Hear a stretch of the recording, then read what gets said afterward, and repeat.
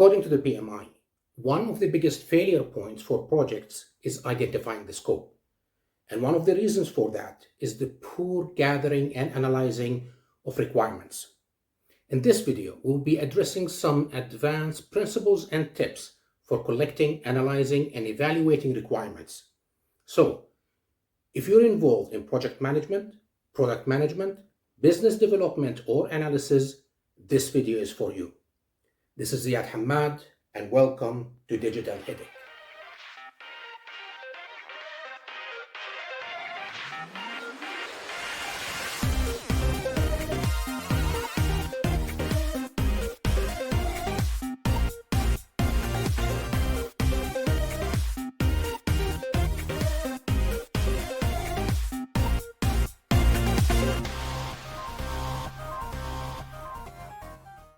Tip number 1, understand the goals of the project. Now, notice I said understand. You need to look deeper than the surface.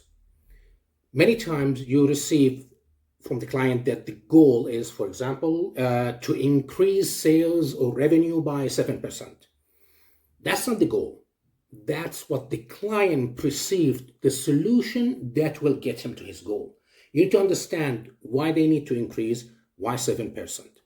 Maybe they need to increase the 7% in order to convince stakeholder to pump more investment into their products and services.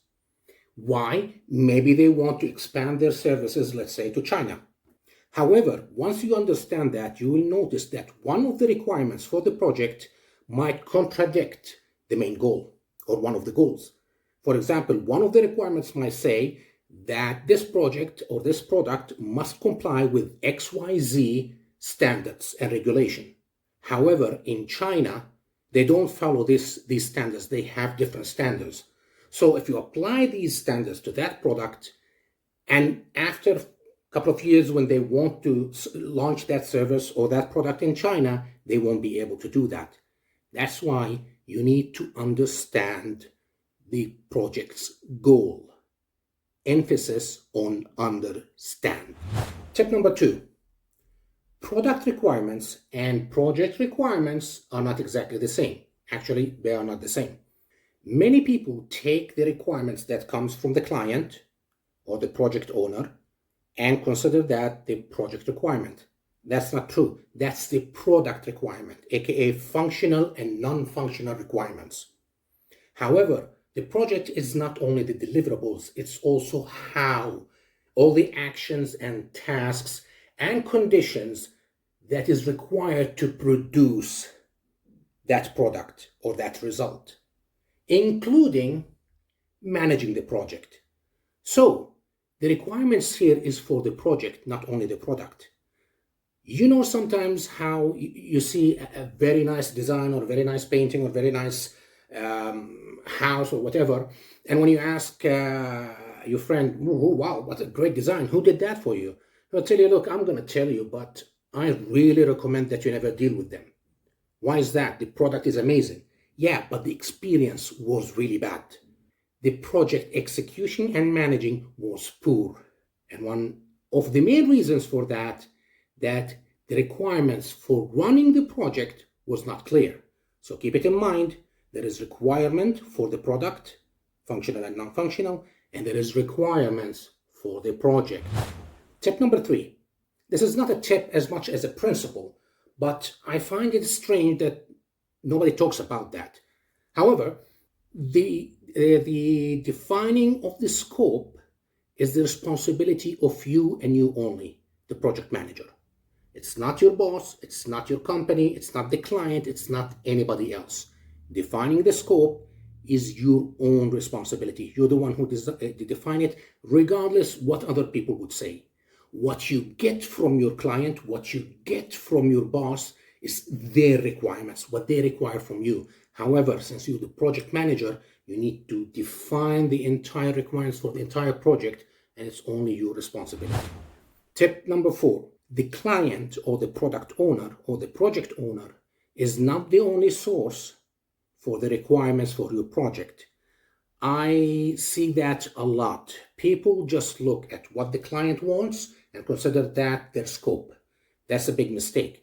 As we mentioned, the client usually give you his requirements mostly for the product. However, this is a project. There are multiple sources for requirements that you need to keep an eye on and collect from them. Stakeholders, and stakeholder is anyone who has an interest, whether positive or negative, or impacted by the project, whether positive or negative. He's a stakeholder. An end user is a stakeholder. The employee who's going to use that application is a stakeholder.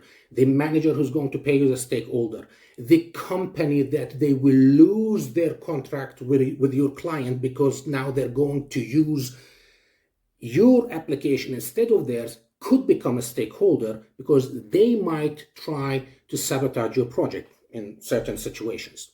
For example, if that was the case, then they are the stakeholder, but you will not go and ask them for requirements. But be careful. Stakeholders can be multiple people. Second, there are business requirements, whether business from your business requirements of your company or business requirement for the client. For example, adhering to certain policies during work and work hours and work conduct, that's a business requirement of your company. Even though it has nothing to do with the product, but it has to do with executing the project. That's a source for requirement. Branding and business objectives and goals and vision of your client could also be a source for requirement. Also, there could be governmental or legal requirements that this project need to adhere to. If you don't pay attention for that, you might end up with a product that will face difficulties when you try to implement it. For example, if you're doing a design for a skyscraper, if you don't pay attention to what governmental requirements for building that structure, you'll not be able to deliver. Another source of requirement is standards and regulations. ISO 9001, the standards for quality of XYZ. You need to keep an eye for that. Security requirements, safety requirements, all this you need to keep an eye, see which of these regulation and requirements are applicable to your project and check which of these you need to incorporate in your scope. Another source of requirement are social and environmental requirements, especially if society or a lot of people will be interacting with your product. In this case, the social norm, what is acceptable and not acceptable, and the general taste for people might be a very important source for requirement, and you need to account for in your project. If you don't do that, your project might fail, or even worse, face legal actions. Another source of requirement, project managers forget about it, is you. Yes, you, the project manager. Yes, you are one of the most important stakeholders for that project, and people forget that they are the project manager, and they forget that they have the right and even the responsibility to lay down their requirements, as long as these requirements are important for fulfilling the goal of the project. Don't forget, if you're responsible, you have authority. Tip number 5. Now, we identified the sources for our requirements, and we sat down and we gathered all the requirements. Now, we will start creating the scope statement. Right? Wrong. Very wrong. You have to understand something. By this point, what you have in your position is not a list of requirements, but mostly a wish list. Your job will start now. Now, whatever requirements you gathered, you need first to start analyzing them in depth. For example, start looking for red flags, whether legal or business or practical. Anything that might cause a problem on the long term, highlight it. If you have any questions or queries about certain requirements, write them down.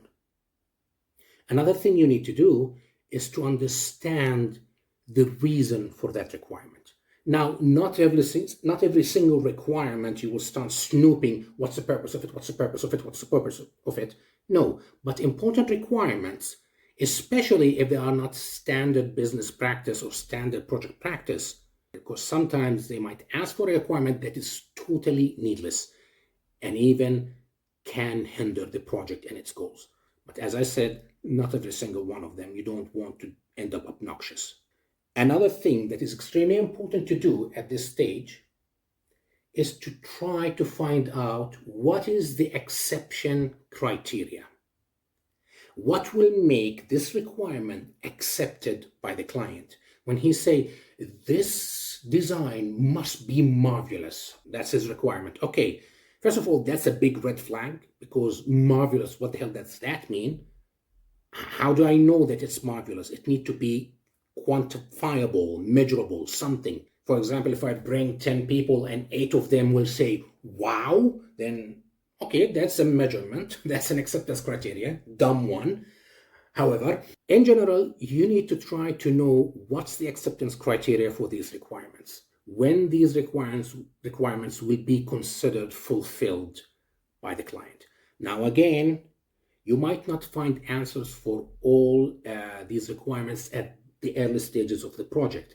However, you need to keep it in your mind to find these answers even if the project progresses. And another thing, you don't need to have an acceptance criteria for every single requirement. That will be an overkill. The last thing you need to keep an eye for is assumptions. Yes, assumptions. Many people never think about that. These requirements might be fulfilled under certain assumption. An assumption is a fact that is considered true without an evidence. Okay, why would anybody consider something true without an evidence? Well, there are many reasons. One of these reasons that you cannot confirm. One of the reasons that it will take a long time to confirm, and you don't want to delay the project. And this is done all the time. The only problem, people don't write it down. And by the way, part of project management is assumption management. What do I mean by assumptions? For example, you would say that this requirement, for example, one of the requirements that the schematic diagrams or the schematic designs will be submitted by X date. Assuming that the client will reply to our queries and will provide us with the concept design, with his approval for the concept design within this time frame. Now, this is important because if you don't control the assumptions, guess what? Your supplier will have his assumption, your client will have his assumption, your boss will have his assumptions. Everyone will have his assumptions. And you know what they say, when you assume, you make an of you and me. So be ahead of curve and write down the assumptions and let everybody know that these assumptions are made for these requirements. And by the way, this is for another video, but these assumptions will also be an important input for identifying risks. So don't forget that. Tip number 6. Now we need to create requirement versus goals matrix. Remember when we said you understand the goals of the project? At that stage, you identified multiple goals for the project. Now you will start studying the impact of every requirement versus every goal. So this requirement has a positive impact on goal 1, positive impact on goal 2, neutral impact on goal 3, negative impact on goal 4. Now, if you end up with a requirement that has very little positive impact on the project, most of its impact is neutral for all the goals, then that requirement is not that important. That doesn't mean we will not fulfill it. However, if things got really bad and we needed to cut corners during the project, these are the requirements that go to the cutting floor first. And it's important for the client and the stakeholders to know that. So when you tell them, we need to cut this requirement in order to catch up with the deadline or with the cost or with the quality, they won't freak out, because from the get-go, they already know that that requirement is not that important. Also, you will start noticing that some of these requirements might have a negative impact on the goals. These requirements most likely will end up kicked out from the project. Tip number 7. 7, right? Exactly as you did with the requirements versus goals matrix, you will create another matrix, but this time requirements versus deliverables.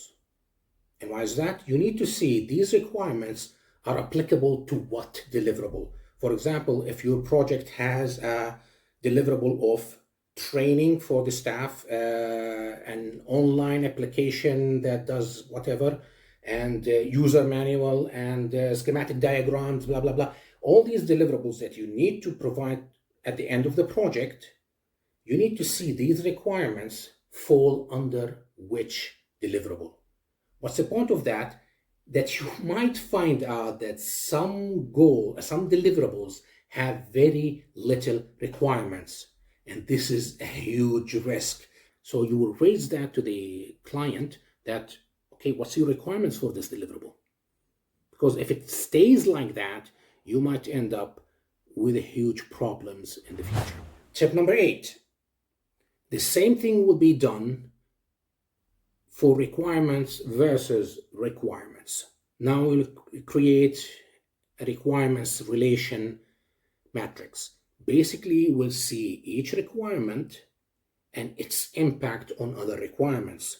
Sometimes they will have impact on each other, whether positive or negative, and sometimes a requirement might contradict another one. And this happens if you have multiple stakeholders. For example, the HR department wants these features and the IT department has required these features. You cannot have both. So you need to identify if there is any contradiction or type of relation between the requirements themselves. Once you collect all that, you will move to tip number 9. Tip number 9. And this is the most important thing, or one of the most important things you have to do. Once you do your analysis, your nice matrices, you will gather all the stakeholders, if you have multiple stakeholders, or the client and your boss, if it's a smaller project, and you show them the results of your work to get their signature. Right? Wrong. You gather them, so you let them fight. Yes, you heard me right. Let them fight for these requirements. Because when you collected these requirements, most probably you were meeting these stakeholders individually. This might be the first time that they all gather together, and guess what? IT department will freak out when he sees the requirements by the management, because that will overload their servers and their system cannot handle it. HR will freak out because now the requirements by management will add more work for their operations because they already have their own systems and they do their operations on it. And this new system will have duplicate operations that will be repeated here and here. So we need to do the work twice. What's the point? So what's the solution? Oh, okay, let's cancel the old system and put everything in the new system. Okay, that's a big problem because the new system has very little features. We have a lot of features on the old system. Okay, what we'll do, we're going to create and duplicate all these features in the new system. All of a sudden, your scope has doubled. Okay, what if they don't have money? Cancel the requirement? Or maybe create an integration between the old system and the new one? And if we assume that the management was, money is not an issue, increase the scope and move all the features to the new system, there's another problem that will arise. What about the old data on the old system? They need to be migrated to the new system. Who's going to do that? That might be a lethal assumption. You will assume that the client's IT team will do the migration, while the client will assume that you will do the migration. See, that's why it's important to gather them all and let them fight. However, you don't sit down with a popcorn and watch. You need to control this meeting. You shouldn't allow people to overstep each other. You shouldn't allow people to be more loud than others. You need to have the benefit of the project and the goals of your client front and center, not the benefit of any of the other departments, especially management, because they have the biggest power. You need to make sure that they stay focused on the topic and they don't divert to another thing. So you need to be a very good communicator and controller for that meeting. And by the way, that meeting might repeat multiple times during the life of the project. Another thing to keep in mind, this is out of the scope of this video, but let's talk about it. Keep a close eye on the stakeholders in this meeting, because probably a change in the roles will happen during this meeting. Some people who were very for the project and really supporting it, after this meeting, they will find themselves having the shorter end of the stick.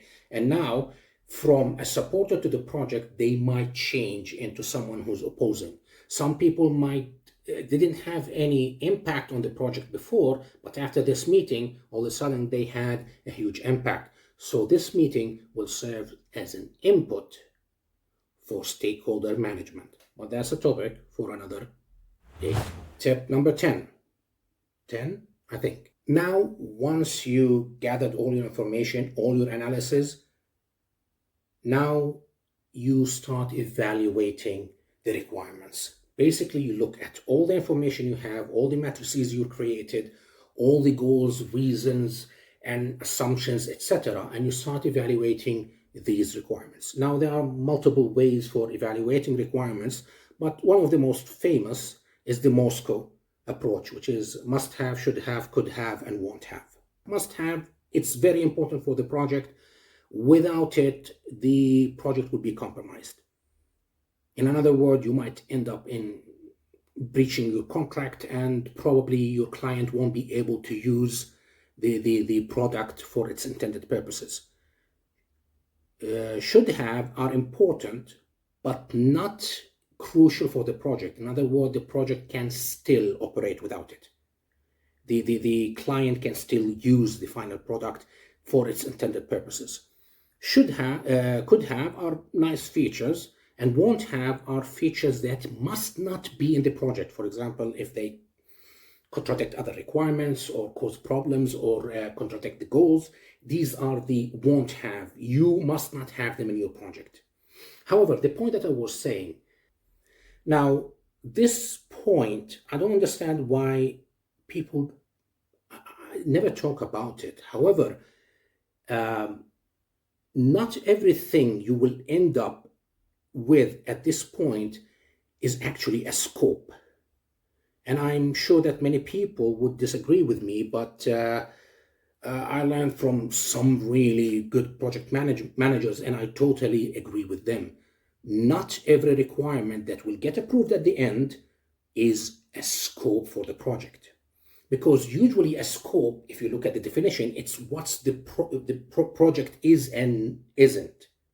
Basically, it's the identity of the project. Not every requirement should become scope. What do I mean by that? This is a mistake that many people do. They consider everything scope. For example, your client says, this project must be delivered by date X. Most people, okay, they sign that and consider that a scope. It's not a scope. Why? Because what happens if you deliver the project sooner or later? Other than the client will be pissed off. Nothing. So don't consider it a scope. However, if, for example, you're building a stadium and that stadium is going to be used in the Olympics, for example, then the deadline for delivering that project is a scope, because if you deliver your project after that date, guess what will happen? They will not be able to use that stadium for the Olympics. The only reason they built that stadium is to use it for the Olympics. So the date here is a scope. If you miss it, you will ruin the goal of that project. You will most certainly end up in court.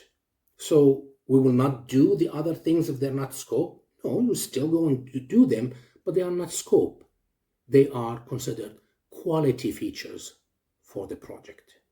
So what's the difference? If I'm going to do it, whether it's scope or quality, what's the point? Well, here's the point, my friend. Quality has tolerance, plus minus. So legally, you will have a wiggle room for quality features of the project. And it's important to let your client understand that. It's not beneficial only for you as a project manager and the company executing that project, but it's also beneficial for your client, because when he understands that this is not a scope and there is a wiggle room, this means I can, for example, use this wiggle room, let's say extend the project for a couple of months in order to drop the cost, which is important for the client, or in order to add extra features that wouldn't be possible. Since you already know and your client know and all the stakeholders know that requirement A, B, C, and X are nice to have, they don't have that big of impact, they will not hesitate to scrap them from the project in order to catch up the important scope element, which is the deadline. Tip number 11, keep everything documented. I repeat, keep everything documented. Remember from the very beginning when we said identify the actual goals, understand the goals of the project, do the deep analysis, understand everything you did, everything that you agreed with your client and the stakeholders, keep it documented, especially the won't have requirements. Remember, we said must have, should have, could have, and won't have. Keep a close eye on the won't have. One of the biggest reasons for change orders later on during the project life are actually won't have items that was rejected at the beginning of the project.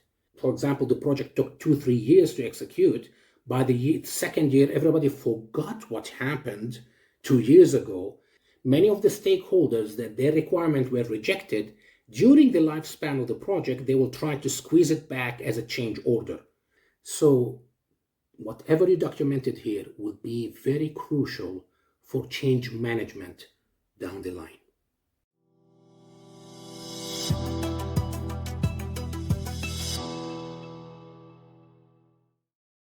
Bonus tip. We said that keep everything documented. And I have here for you a very nice tool that was created with Coda that will help you to collect, analyze, and evaluate your requirements step by step, exactly as we described in this video. If you're interested with this template, make sure to subscribe, because very soon I'm going to upload a video tutorial for using this template. Thank you very much for watching. I hope that you found the information in this video useful and practical. Until next time, this is Ziad Hamad, and this is Digital Headache.